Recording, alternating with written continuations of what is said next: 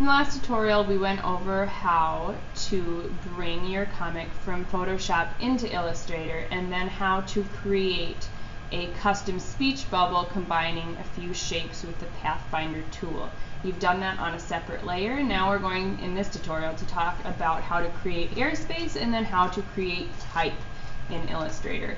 We create type and shapes in Illustrator because it's a little bit more smooth and easy to do than in Photoshop, whereas we're going to bring this back into Photoshop to paint because Photoshop, in my opinion, has a really great variety of brushes and things to offer in the creative painting category. So we'll come back to that in a couple of more lessons. Now I'm going to make a new layer here. If I was organized, which is always a good habit to get into, I would double click here. Oh, I already named it Speech Bubbles. And then here I would label this layer 3 Airspace. And if you remember, Airspace is a term used in graphic literature or comic creation to indicate the distance between the outside of the speech or thought bubble and then where the text lies. So we want to create a little bit of empty space, a little bit of a border to give the viewer a break and to easily read the words. So I'm going to go onto my Airspace layer, and I'm just going to start by making, a shape. And if you notice here, and I did this once before I started this tutorial, I've changed my stroke to none down here. So I don't want a stroke, and I want my fill to be white. Or we talked about if you're doing a clear or a no fill, that's okay too. But I want my fill to be white, and I want my stroke to be clear. So what I'm going to do is start with my ellipse tool. I'm just going to draw a circle inside of my existing shape, and I'm not going to worry if it's exactly correct because I can come over and add my anchor points, which is behind my pen tool, and I'm going to add anchor points in the same spots that I did to make this custom shape. And once I do that, I'm going to switch back to my direct selection tool, which allows me to manipulate parts of a shape separately. And I'm just going to strive to create a shape that offers equal space around everywhere. So let's see, this is getting pretty good. You can use your handles to manipulate your shape further.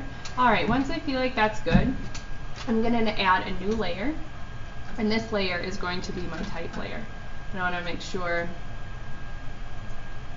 that I'm on my type layer, but I don't want to lock my Airspace layer. So I'm going to go to my T and right over here, and that's my type tool, and you can see that either there's a square around my cursor or there becomes a circle around my cursor once I get close to a path. And I'm going to want to click while there's the circle around my cursor, and then I'm going to switch back to my type layer. So you can test it out to make sure that your type will fit.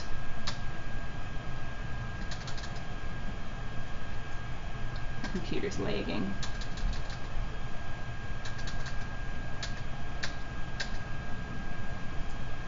Fit within your Airspace. So, what am I typing here? What should I type? My character is laying down and resting, so I'll have an outside source saying, we will take the next few moments to rest, ...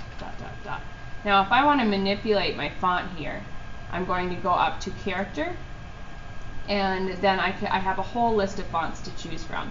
So maybe I have multiple characters and they have multiple personality, or they each have a distinct personality. Maybe I would choose a specific font for each character to speak in. If you've always wanted to use Comic Sans, this is your chance. Maybe not in a formal paper, but definitely if you're writing a comic book. So that's what I chose, and I'm just going to stick with that. Maybe you want to bold or italicize some words to add interest. So, for example, maybe I would want to do that with moments. I wanted to emphasize that, so I could come down here and then choose bold italic. Visually emphasize that word.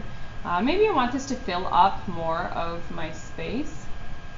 I'm going to come and highlight that. And I can align things to the left, align things to the right, a lot like Microsoft Word. And then I'm going to make my font larger. Click out of that. And when I'm happy with it, I can go Shift-Control-A to deselect. And then I have my text, which is still editable, within my speech bubble. The last thing that you can do, I'm going to unlock this speech bubble layer right here. I guess in the new version of Illustrator, it's not allowing me to have a separate layer for type if I'm going to utilize that airspace, but that's okay if we have the airspace and the type on one layer. Doesn't matter. So I'm going to come back down to my speech bubble, and I'm going to use my selection tool to select this whole thing. It should select as one because we use the Pathfinder tool to unite these shapes to say, hey, Illustrator, this is actually one shape. I can come up and I can manipulate the width of the lines, and I can go Shift-Control-A to deselect and see what that does. I can up the stroke if I want to. So then with that change, as well as the width change, it looks a little bit funkier. I can manipulate this again and again and again, which is something that's nice about Illustrator. It's really easy to edit shapes and strokes. So over here, this is the brush definition, and Illustrator gives you a few examples that aren't that fun. They give you like a gene pattern and a dashed line, and you can see that change once you select it. But down here there's the library button, and I can come in and look through a ton of Illustrator examples, and I can have this, if I choose to, be a part of my comic as well. So I've chosen an artistic paintbrush and then a uniform stroke, but you can kind of play around with a combination of these to create something that really visually speaks to you. So I'm going to, at this point, I'm going to file save this, and I'm going to save an Illustrator copy. Let's say Illustrator Comic Panel 2. I'm going to save that, and then I can always come back and edit things. And then I'm going to want to bring this, I'm going to want to bring this back into Photoshop. So tune in to the next tutorial in the series to show you how to bring your Illustrator file into Photoshop.